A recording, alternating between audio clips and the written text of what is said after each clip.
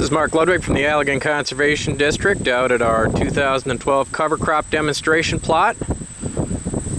It's growing here on some land that one of our farmers who cooperates with us, Harvey Jipping and Craig Jipping, loaned us. It was a Michigan State wheat trial early in the year. Today is October 4th. We planted August 1st. Or August 3rd, I believe. And we got a lot of volunteer wheat out here. But we'll just take a quick look at what else we've got going. First up was buckwheat. I see the buckwheat has all flowered and is seeded out. As I know, my colleague Christina Carell from Michigan State Extension would be horrified at that, because she thinks it's going to be a big weed. I guess we'll find out. Buckwheat's a great one for soil conditioning. You can see it put on a lot of biomass quickly. Next up is crimson clover. You can see some of the buckwheat made it through the drill. We drilled this with a Truax 88 flex drill, about 5 feet wide. You see the crimson clover came in nice and thick, not flowering or anything.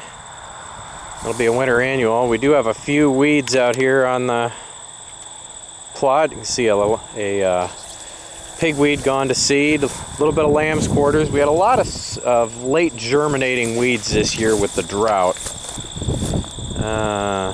Next up we have Cyclone 3 or Cyclone 2 red clover. The red clover will have the advantage of coming on next year and still being alive. The crimson clover may not make it. This is kind of one of the new stars, one of the interesting ones that a lot of people talk about being interesting in. This is Bronco white mustard. You can see it's a pretty warm day today. I guess it's in the upper 60s. Nice October day, and I don't know if we can see this or not, but the insects are really working this. We've got honeybees and hoverflies and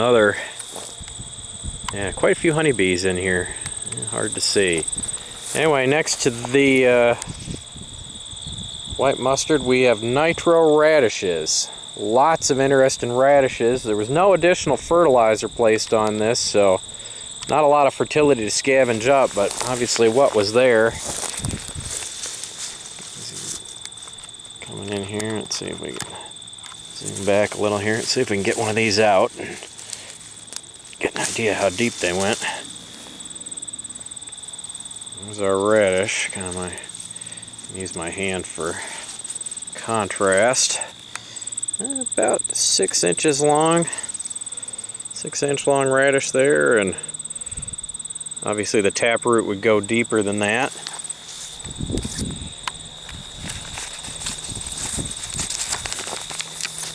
Next up, Nitro Green North Blend, 60% hairy vetch, 15% yellow blossom sweet clover, 15% crimson clover, 10% radishes. Now this is interesting because the radishes are really prominent in there, even though they're only 10%. Suppose we might have had a little bit of carryover in the drill again, but yeah, they're standing up nicely, and you can see that hairy vetch, that's just growing like crazy, and that'll come on very strong next year. And the sweet clover will as well. Sweet clover is another biennial. Annual ryegrass is our next one.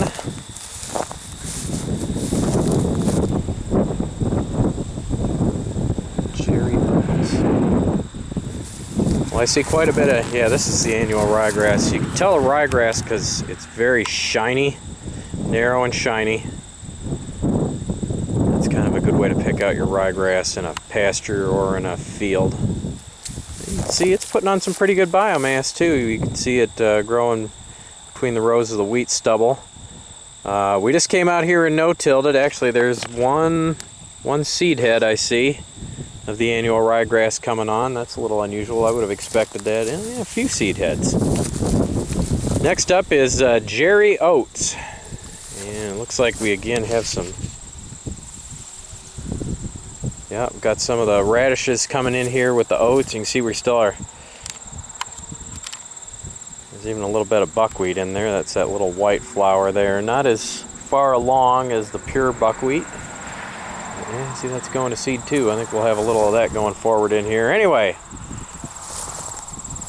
next up after the oats is triticale. And that's, yeah, it's a little hard to see. Probably mixing pretty well with that winter wheat.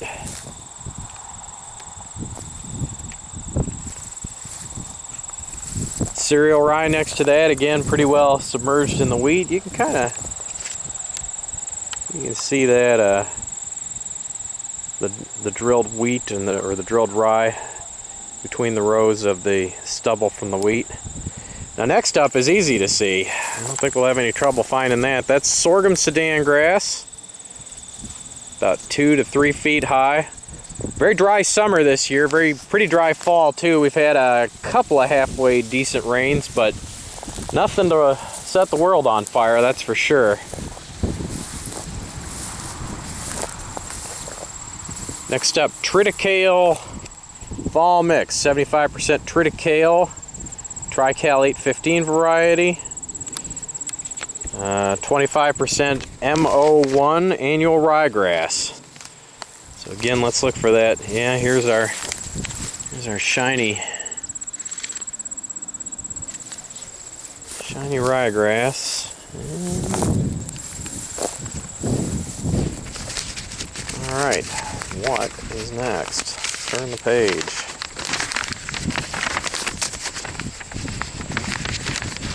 All right, next up, soil builder mix. That is 40% KB Royal annual ryegrass. Again, we look for the shiny. Yeah, we see that. A little bit of that flowering. 35% hairy vetch. That's coming through, obviously. 20% crimson clover. Boy, I'm not seeing much of that. Here we go. Here's a little crimson clover in there. And what else? 5% nitro radish. And again, that radish is pretty prominent, even at a relatively small amount in the mix. Coming through. And actually, even better here. Boy, you really see it here. Oh, okay, this is oats and radish here. There's a little bit of the oat flowering here. So that really put on a lot of biomass fast. And again, the nice thing about that is that'll all pretty much be dead in the spring. It should winter kill, assuming we get some winter. Had a little trouble with that next year. This next one, we're really anxious to see how this does. This is Phacelia tenactifolia. That's Phacelia Phacelia.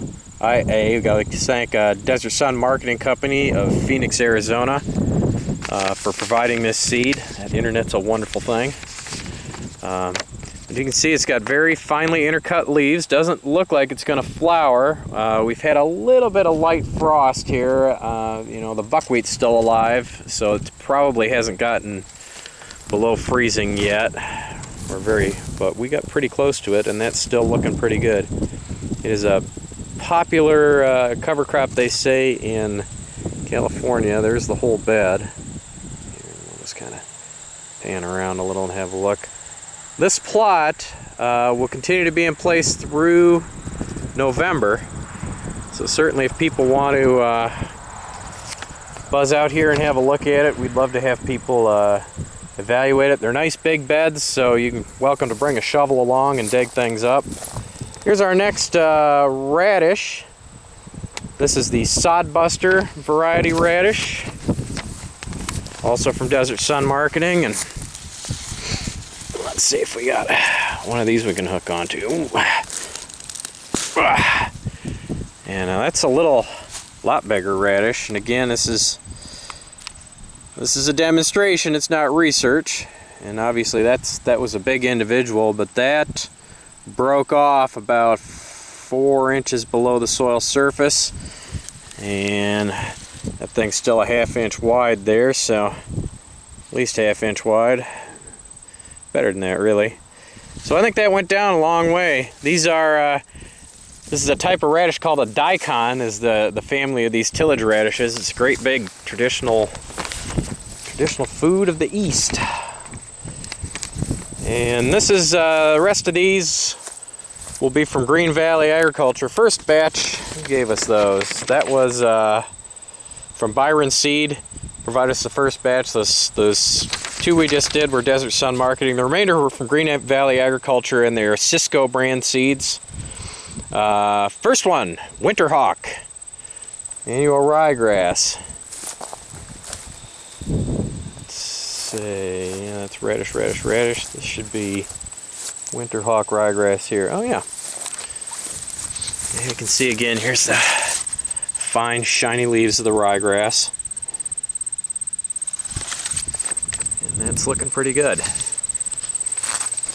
It was out here without electricity, so it was hard to clean the drill out very well. Here's the crimson clover again. Again, drilled, and again in this case as a solid bed, and that really came up very nice. It really came in pretty solid all over. So I was pretty impressed with that as a single species. Radish groundhog, another one of our tillage radishes. Let's grab one of the bigger devils of those and give it a yank, see what we get. Yeah, again, about the same as the other one we just did. That's the groundhog radish. Again, broke off about 6 inches, 5-6 inches below the soil surface, and yeah, and that's still got quite a bit of diameter, so I suspect that's down there a ways. This is a heavy clay loam soil, so it is just what the tillage radishes are supposed to be after, and it looks like they did a pretty good job. Alright. Alright, this is the Envest Crimson Clover Coverall Mix. Is our next one here.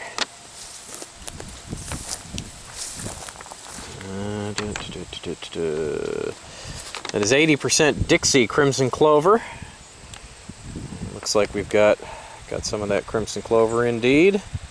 20% oil seed radish, and again that radish is pretty prominent. I like the idea of these radishes being in some kind of mix, just because they do kind of stink in the spring and release a lot of nutrients. It'd be nice to have something in place to suck that up as it's released.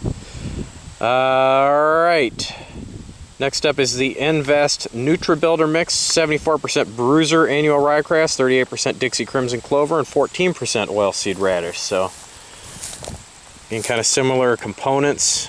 And yeah, it's all here. I see the clover looking pretty good in there. Radish is looking pretty good. And again, you can pick out that shiny ryegrass.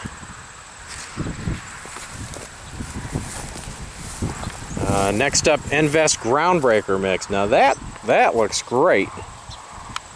That is 86% Austrian winter peas and 14% oilseed radish. And you can see we've got the peas and the radishes both growing nicely. The peas kind of climbing up over top of those radishes. That's looking good, and that legume should suck up a lot of nutrients when we get to that. All right, a couple of wide beds at the end, and this was kind of, as much as anything, to just point out to people that there's a lot of crazy stuff you can try out here. This is millet, and that has come to flower and set seed in 30 days. And you can see there's a little bit of that radish in there. And in fact, that little bit of radish that carried over, that's very prominent in there. Most of this mix is actually just bird seed I bought at the hardware store. It's red and white millet. As you can see there's the seed heads of the millet, white millet. Saw some of the red also. And sunflowers. Sunflowers is a nice deep rooted crop, so good, maybe something to think about compaction busting. And then out here we just kind of put out a super diverse mix. We kind of mixed up a lot of the different leftovers. We've got radishes, we've got vetch, we've got some buckwheat,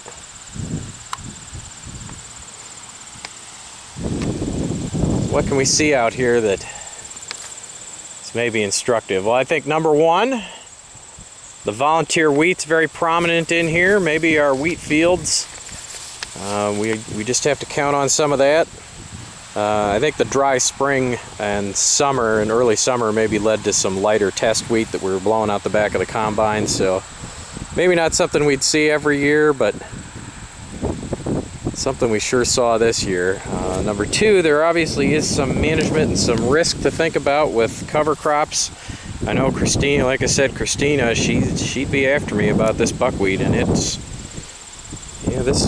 buckwheat did set fair amount of seed. Now, I am of the opinion that in a world where we're already out here controlling a lot of other weeds with chemicals, little buckwheat's not going to hurt anything. I think I can also say with some certainty that this year, as dry as it's been, I think the birds will be working this area pretty hard eating this stuff up. So I guess I'm not going to worry about it too much. We'll have to check in with Harvey and get his opinion on all that as well. The other thing to think about, though, is this year, even as dry as it's been, and it has been blasted dry all summer, these cover crops still came on and they still grew pretty darn well. And I think that's a really good take-home message. I don't think it's ever a bad time to put a cover crop out there. One of my great mentors, Gary Zimmer, he used to put on annual rye right behind his cultivator on the last cultivation on his corn, using mechanical cultivation, but and I don't think it hurt his yields at all, and he'd finish up the year and he'd have annual rye, a little bit of radish, a little bit of buckwheat in there just for that soil conditioning, and it didn't hurt his corn yields really at all, and I think really made the system much more sustainable. The other thing was you got so much great biomass out there. Boy, you could graze cattle on those corn stalks and really have them have something to eat. So anyway, come on out, have a look at it. It'll be here till the 1st of November or thereabouts. 47th Street north of Hamilton, just south of 139th Avenue, between 139th and 137th. This is private property. Please be a good guest when you're out here, but by all means, come on out, evaluate, dig some things up, probe, have a good time. It's been Mark Ludwig from the Allegan Conservation District. Thank you.